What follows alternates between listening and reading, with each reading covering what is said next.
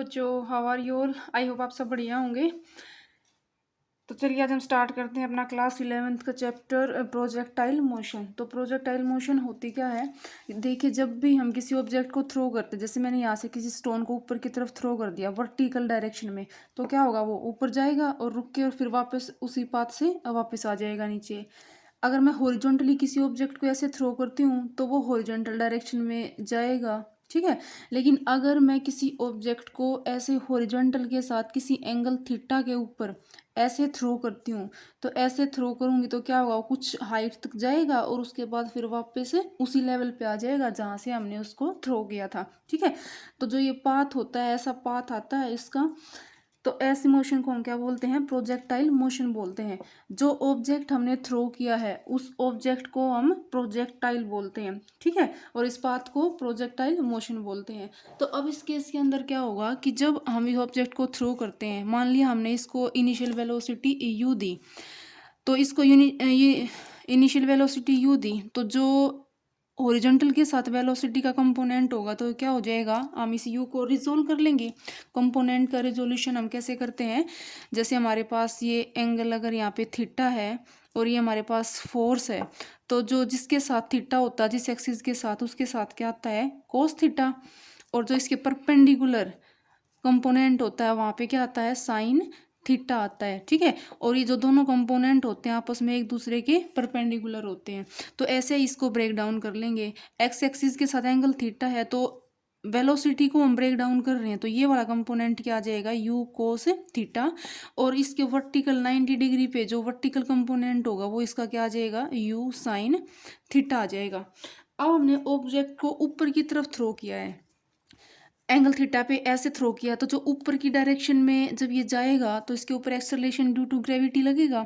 तो acceleration due to gravity की value है जो वाई एक्सिस के अलोंग क्या हो जाएगी, ऑब्जेक्ट वाई डायरेक्शन में ऐसे ऊपर जाएगा और एक्सेलरेशन ड्यू टू ग्रेविटी नीचे की तरफ लगता है, तो ए वाई की वैल्यू क्या आएगी यहाँ पे? माइनस जी आएगी। अब बात करते हैं एक्स एक्सिस के अलोंग एक्सेलरेशन क्या होगा। एक्स एक्सिस के अलोंग एक्सेलरेशन क्या होगा? देखो, यहाँ पे हम कोई एक्सटर्नल फोर्स एक्ट नहीं करेगा, हमने एक बार उसको छोड़ दिया, थ्रो कर दिया, तो उसके बाद वो अपने आप ही पाथ को ट्रेवल करेगा। लेकिन जब वर्टिकल कंपोनेंट की हम बात करेंगे तो वहाँ पे एक्सेलरेशन ड्यू टू ग्रेविटी लगेगा, लेकिन हॉरिजॉन्टल के अंदर एक्स एक्सिस के अलोंग कोई भी एक्सेलरेशन नहीं होगा। तो वहाँ पे जो ए एक्स की वैल्यू है वो क्या आएगी? ज़ीरो आएगी। जो हॉरिजॉन्टल के अलोंग वेलोसिटी होगी, horizontal velocity through out the motion क्या रहेगी? कांस्टेंट रहेगी। Horizontal velocity constant through out the motion. अगर हॉरिजॉन्टल वेलोसिटी इस पॉइंट पे 5 मीटर पर सेकंड है तो यहाँ पे भी 5 मीटर पर सेकंड होगी, यहाँ पे भी 5 मीटर पर सेकंड, यहाँ पे भी 5 मीटर पर सेकंड, हर पॉइंट पे सेम रहेगी। सिर्फ वैल्यू जो चेंज होगी वो किसकी होगी? वर्टिकल वेलोसिटी के कंपोनेंट की होगी, क्योंकि acceleration due to gravity vertical के अलोंग एक्ट करेगा, ठीक है। तो अब यहाँ पे आगे यू एक्स की वैल्यू क्या हो जाएगी? वेलोसिटी की वैल्यू एक्स एक्सिस के अलोंग यू कोस थीटा, और यू वाई वेलोसिटी की वैल्यू वाई डायरेक्शन के अलोंग क्या हो जाएगी? U sine theta. अब जो ये यू साइन थीटा है, ये वैल्यू तो करेगी चेंज, ये वैल्यू चेंज होएगी, और ये यू एक्स कोस थीटा है, ये हमारी क्या रहेगी? कांस्टेंट रहेगी थ्रू आउट द मोशन, ठीक है। तो अब हम निकालते हैं इसकी मोशन अलोंग हॉरिजॉन्टल डायरेक्शन कि जब हम उसको यू वेलोसिटी से थ्रो करेंगे तो जो हॉरिजॉन्टल डायरेक्शन में वो कितनी डिस्टेंस ट्रेवल करेगा, कितना उसको टाइम लगेगा, कितनी मैक्सिमम हाइट को वो अटेन करेगा, ये सब कंपोनेंट यहाँ पे हम निकालेंगे। तो सबसे पहले हम मोशन अलोंग हॉरिजॉन्टल डायरेक्शन। तो हमें पता है जब हमें डिस्प्लेसमेंट निकालनी होती है तो हम क्या करते हैं? न्यूटन्स की इक्वेशन का यूज़ करते हैं। तो according to Newton second equation of motion, S हमारे पास क्या होता है? U T plus half A T square. जब हम एक्स एक्सिस के अलोंग निकालेंगे तो ये सारे कंपोनेंट एक्स एक्सिस के अलोंग यूज़ करेंगे। जब हम वाई डायरेक्शन में निकालेंगे तो यहाँ पे सारे कंपोनेंट वाई डायरेक्शन के यूज़ करेंगे। तो हमने लिख लिया यहाँ पे S is equals to you X T plus half A X T square.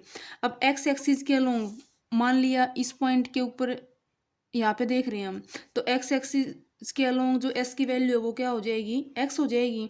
X is equals to you x की वैल्यू क्या है? U x is u cos theta, तो ये हो जाएगा यू कोस थीटा, और टाइम लगा उसको मान लिया टी ही, प्लस हाफ ए x acceleration along x axis 0 और ये टी स्क्वेयर। इसका मतलब यहाँ से एक्स की वैल्यू क्या आ गई, यू कोस थीटा और टी।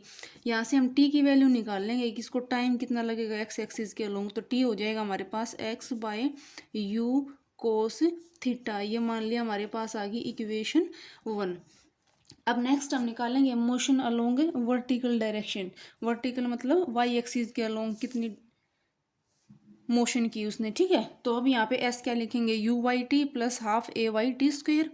तो एस वाई डायरेक्शन में डिस्प्लेसमेंट कितनी हो जाएगी, Y is equals to you Y की वैल्यू क्या है, you Y is U sine theta, T की जगह टी रखेंगे प्लस हाफ ए वाई की वैल्यू क्या है माइनस जी, और ये क्या हो जाएगा टी स्क्वेयर। अब यहाँ से क्या आ जाएगा यू साइन थीटा, और टी की वैल्यू पुट कर देंगे इक्वेशन 1 से, put T is equals to X by you cos theta. तो यहाँ पे रखेंगे तो क्या हो जाएगा X by you cos theta, ये माइनस साइन आगे लिख देंगे यहाँ पे माइनस हाफ जी, और टी की वैल्यू यहाँ पे रखेंगे तो ये हो जाएगा X square by U square cos square theta. तो अभी आ जाएगा हमारे पास यू से यू कैंसिल और sine theta by cos theta tan theta, ये हो जाएगा X tan theta minus half G by U square cos square theta into में एक्स स्क्वेयर। तो हमारे पास ये आ गई इक्वेशन ऑफ प्रोजेक्टाइल। ये हो गया हमारे पास y is equals to X tan theta minus half G by U square cos square theta into में एक्स स्क्वेयर। जब हम इस इक्वेशन को कंपेयर करते हैं तो ये हमारे पास एक पैराबोला की इक्वेशन होती है इस टाइप की, y is equals to a x square plus b x plus c. तो देखो एक्स स्क्वेयर, ये एक्स स्क्वेयर हो गया, ये इसका कोफिशिएंट होगा कंप्लीट ए हो गया। अब एक्स यहाँ पे आ गया और ये इसका कोफिशिएंट हो गया टेन थीटा, और प्लस सी कांस्टेंट टर्म की वैल्यू यहाँ पे क्या है 0। तो ऐसी इक्वेशन हमारी होती है पैराबोला की इक्वेशन, पैराबोला। तो इसका मतलब जो पाथ ऑफ प्रोजेक्टाइल है वो कैसा होता है, parabolic. It means path of projectile is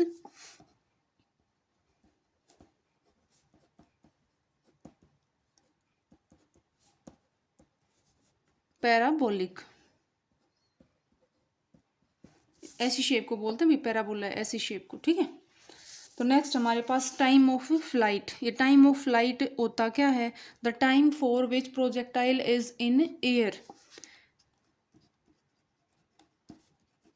time for which projectile is in motion. मतलब क्या है कि जब हमने इस ऑब्जेक्ट को यहाँ से थ्रो किया तो यहाँ से थ्रो करने के बाद ये यहाँ पे आएगा, यहाँ से लेकर यहाँ तक जाने में इस ऑब्जेक्ट को कितना टाइम लगा है, उस टोटल टाइम को हम क्या बोलते हैं, टाइम ऑफ फ्लाइट। तो हमने जो इक्वेशन पढ़ी है, अगर हमें ये पता है कि जितना टाइम ऑब्जेक्ट को, अगर कोई ऑब्जेक्ट यहाँ से ऊपर की तरफ फेंका है तो जितना टाइम इसको ऊपर जाने में लगता है सेम उतना ही टाइम इसको नीचे वापस आने में लगता है, ठीक है। तो सेम हम यहाँ पे अप्लाई कर लेंगे, जैसे ये है हमारी, ये पाथ है, तो जितना टाइम इसको यहाँ तक जाने में लगेगा उतना ही टाइम इसको यहाँ से लेकर यहाँ तक आने में लगेगा। तो अगर हम जाने वाला टाइम निकाल लें ये वाले यहाँ पे इक्वेशन यूज करके, तो इसका 2 टाइम्स कर देंगे तो हमारे पास टोटल टाइम आ जाएगा। अगर मैं इसको यहाँ से लेकर यहाँ तक जाने का टाइम निकाल दूँ तो इतना ही टाइम इसको यहाँ से लेकर यहाँ तक आने में लगेगा। तो जाने के टाइम का 2 टाइम्स कर दूँगी तो टोटल टाइम्स आ जाएगा ना, time of flight. Time of flight ये होता है कि इस ए पॉइंट से लेकर बी पॉइंट तक पहुँचने में इसको टाइम कितना लगा, ठीक है। तो अब इसको ऊपर जाने का टाइम यहाँ तक, उसको बोलते हैं टाइम ऑफ एसेंट। तो ये लिख दिया मैंने, टोटल टाइम किसके इक्वल हो जाएगा, time of ascent plus time of descent. मान लिया इसको ऊपर जाने में टी टाइम लगा तो टी टाइम ही इसको नीचे आने में लगेगा, तो टोटल टाइम क्या हो जाएगा 2t। तो अब टाइम निकालते हैं हम, किसको ऊपर जाने में टाइम कितना लगा। तो ये first equation of motion v y is equals to you y plus a Y t. अब आप ये सोच रहे होगे यहाँ पे वाई लिख दिया, एक्स क्यों नहीं लिखा, क्योंकि देखो ये ऑब्जेक्ट अब ऊपर की तरफ जा रहा है, ऊपर की तरफ वर्टिकल डायरेक्शन की तरफ, ठीक है। तो इसलिए यहाँ पे वर्टिकल मोशन लेंगे, एक्स एक्सिस में कोई मोशन नहीं है इस केस में, ठीक है। तो वी वाई वी वाई की वैल्यू क्या हो जाएगी, फाइनल वेलोसिटी। इस पॉइंट पे पहुंच गए, जब कोई ऑब्जेक्ट ऊपर जाता है तो एक बार वो रुकता है ना, यानी कि इस पॉइंट के ऊपर वी वाई फाइनल वेलोसिटी 0 है। तो वी वाई की value 0 is equals to you Y की वैल्यू यू साइन थीटा और ए वाई की वैल्यू माइनस जी, और ये हमारे पास हो जाएगा टी। तो यहाँ से हमें क्या निकालना है, टी निकालना है। तो ये इधर आ गया, जी टी को इधर लिया है, g t is equals to u sine theta. तो टी की वैल्यू क्या आ जाएगी, u sine theta by g. तो टोटल टाइम हमारे पास किसके इक्वल है, टी किसके इक्वल है, 2 टाइम्स ऑफ दिस टी। तो टी आ जाएगा हमारे पास, t is equals to 2u sine theta by g आ जाएगा। तो टी की वैल्यू आ गई 2u साइन थीटा बाय जी हो जाएगा ये, ठीक है। नेक्स्ट है मैक्सिमम हाइट। मैक्सिमम हाइट का मतलब क्या है कि जब इस ऑब्जेक्ट को हमने थ्रो किया तो यहाँ से लेकर यहाँ तक ये गया, तो जो ये वाला पॉइंट है, ये वाली जो डिस्टेंस है, इसको हम क्या बोलते हैं, मैक्सिमम हाइट बोलते हैं, ठीक है। तो अब हमें यहाँ पे ये एच की वैल्यू निकालनी है। तो हाइट का मतलब क्या है, हमें यहाँ से लेकर यहाँ तक इसकी डिस्प्लेसमेंट ही निकालनी है, ठीक है। तो ये डिस्प्लेसमेंट हम कैसे निकालेंगे, थर्ड इक्वेशन ऑफ मोशन का यूज़ कर लेंगे कि थर्ड इक्वेशन ऑफ मोशन क्या होती है, v square minus u square is equals to 2as। तो अब यहाँ पे ये वैल्यू हो जाएगी हमारे पास 2, ए की वैल्यू क्या है, acceleration due to gravity along y direction, आप यहाँ पे ए वाई लिख दो। तो ये क्या हो जाएगा माइनस जी, और एस हमारी क्या है, डिस्प्लेसमेंट, हमें क्या निकालना है, ये मैक्सिमम हाइट एच निकालना है। तो यहाँ पे आ गया हमारे पास h is equals to v Y.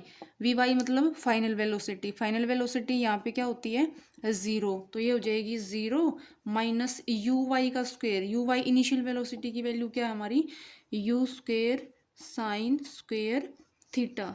तो इसका मतलब ये -2gh किसके इक्वल हो जाएगा, minus u square sine square theta.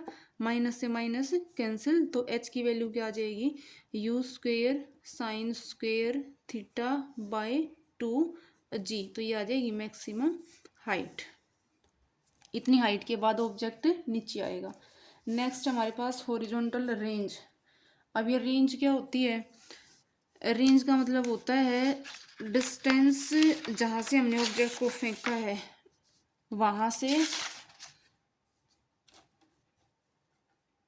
जैसे ऑब्जेक्ट को हमने यहाँ से फेंका है इस पॉइंट ओ से, और जाके वो यहाँ पे गिरा है, ठीक है। तो जो ये वाली डिस्टेंस है ना, इसको हम बोलते हैं हॉरिजॉन्टल रेंज, और आर से रिप्रेजेंट करते हैं। तो ये सिंपल क्या है, डिस्टेंस ही है। तो डिस्टेंस का क्या फॉर्मूला होता है, डिस्टेंस हमें पता है, डिस्टेंस क्या होता है, स्पीड इनटू टाइम। तो टाइम, ये डिस्टेंस को हम क्या लिखेंगे यहाँ पे, हॉरिजॉन्टल रेंज आर से, आर क्या हो जाएगा डिस्टेंस, स्पीड क्या है यहाँ पे एक्स एक्सिस के अलोंग, यू एक्स की वैल्यू क्या है, यू कोस थीटा इनटू में टाइम, टोटल टाइम कितना लगा 2u sine theta by g. तो अब ये हो जाएगा हमारे पास r is equals to u और यू स्क्वेयर, 2 आगे आ जाएगा 2u स्क्वेयर। अब ये cos theta sine theta by g. अब हमारे पास एक आइडेंटिटी होती है कि साइन 2 थीटा किसके इक्वल होता है, sine 2 theta is equals to 2 sine theta cos theta. तो ये 2 कोस थीटा साइन थीटा को हम साइन 2 थीटा लिख सकते हैं। तो आर की वैल्यू क्या आ जाएगी, u square sine 2 theta by g. ये आ गया हमारे पास आर। अब आर मैक्सिमम अगर ये पूछ ले कि सबसे ज़्यादा दूर ऑब्जेक्ट जाके कब गिरेगा, तो ये वैल्यू क्या आ जाएगी हमारे पास, आर मैक्सिमम कब होगा, आर इज मैक्सिमम कब, when sine 2 theta is maximum, 2 theta is maximum. अब साइन 2 थीटा मैक्सिमम कब होगा, जब हमारा थीटा क्या हो जाए मैक्सिमम, और साइन थीटा मैक्सिमम किस पे होता है 90 पे। तो ये हो जाएगा साइन 2 थीटा किसके इक्वल हो जाए, पाई बाई 2 के। तो यहाँ से थीटा की वैल्यू क्या आ जाएगी, पाई बाई 4 आ जाएगी। यानी कि आर हमारे पास मैक्सिमम होगा जब थीटा की वैल्यू क्या हो जाएगी 45 डिग्री। अगर आप किसी ऑब्जेक्ट को 45 डिग्री के ऊपर थ्रो करते हो, 45 डिग्री के ऊपर, तो वो ऑब्जेक्ट है जो मैक्सिमम रेंज होगी उस ऑब्जेक्ट के लिए। ये कॉन्सेप्ट कहाँ पे यूज़ होता है? जब जेवलिन थ्रो होती है, डिस्कस थ्रो होती है, जो ये गेम होती है ना, उन्हें इस कॉन्सेप्ट का तो चाहे बेसिक ना पता हो कि हाँ ये ओरिजिनल रेंज क्या होती है, लेकिन प्रैक्टिस से उन्हें अपने आप पता चल जाता है कि आप ऐसे थ्रो करोगे तो सबसे ज़्यादा दूर जाएगा। तो जब थीटा की वैल्यू कम ज़्यादा हो जाती है तो उसकी रेंज की वैल्यू चेंज हो जाती है। जब थीटा मैक्सिमम मतलब 45 डिग्री होगा तो सबसे ज़्यादा दूर जाके जेवलिन गिरती है। ठीक है, नेक्स्ट हमारे पास एक छोटा सा concept, relation between h and r, कई बार पूछा जाता है एग्जाम्स के अंदर।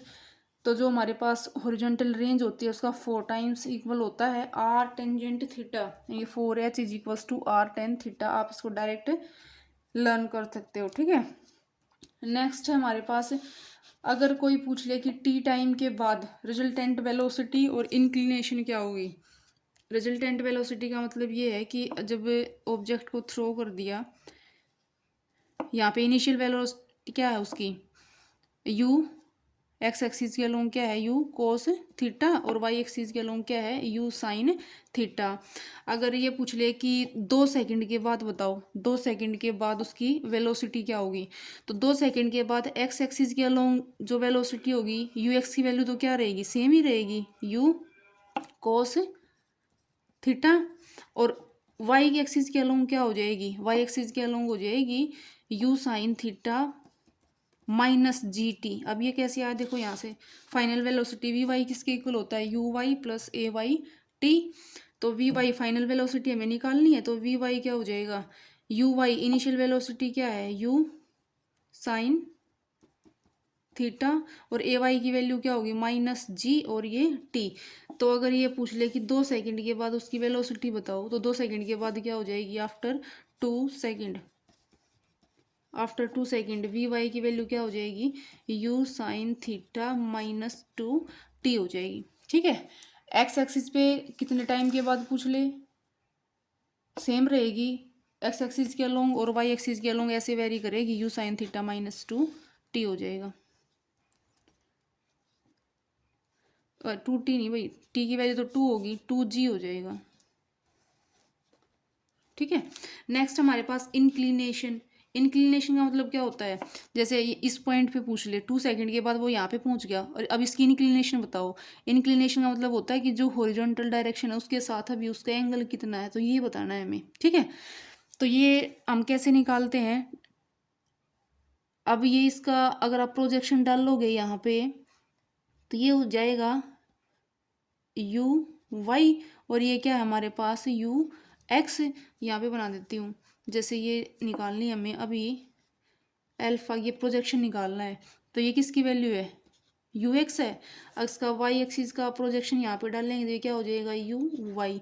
तो इंक्लिनेशन के लिए हम क्या निकालते हैं, टेंजेंट एल्फा, टेंजेंट एल्फा की वैल्यू क्या हो जाएगी यू वाई बाई में यू एक्स, और अब वी वाई बाई में वी एक्स, और वी वाई की वैल्यू क्या हो जाएगी टी टाइम के बाद you sine theta minus g T, और डिवाइड बाय वी एक्स की वैल्यू क्या रहेगी सेम यू कोस थीटा। ठीक है, टेंजेंट अल्फा हो जाएगा you sine theta minus g t by u cos theta. अब ये क्वेश्चन है, वेलोसिटी एट ए इज दस find v at B. A point के ऊपर हमें वेलोसिटी दे रखी है कि 2i cap plus 3j cap. अब 2i कैप का मतलब क्या है कि जो एक्स एक्सिस के अलोंग है वो वेलोसिटी क्या है 2, और 3j का मतलब क्या है, जो वाई एक्सिस के अलोंग वेलोसिटी दे रखी है वो कितनी है हमारे पास 3 है। तो हमें बताने कि जो बी पॉइंट है उसके ऊपर वेलोसिटी क्या होगी। तो मैंने आपको बार बार बताया कि at point B x axis के अलोंग वेलोसिटी क्या हो जाएगी सेम रहेगी, एक्स एक्सिस के अलोंग सेम रहेगी, तो ये हो जाएगा हमारे पास 2i कैप सेम रहेगा। और वाई एक्सिस के अलोंग क्या हो जाएगी, देखो यहाँ पे ऊपर की तरफ वेलोसिटी गई है, यहाँ पे आगे ऑब्जेक्ट नीचे की तरफ आ रहा है, तो जिस लेवल से हमने थ्रो किया है सेम उसी लेवल पे जब हम ऑब्जेक्ट की वेलोसिटी निकालेंगे तो वाई डायरेक्शन में वो वेलोसिटी क्या हो जाएगी जस्ट रिवर्स, यानी कि प्लस 3j कैप है तो ये हो जाएगी माइनस 3j कैप हो जाएगी। ठीक है, thank you and have a nice day.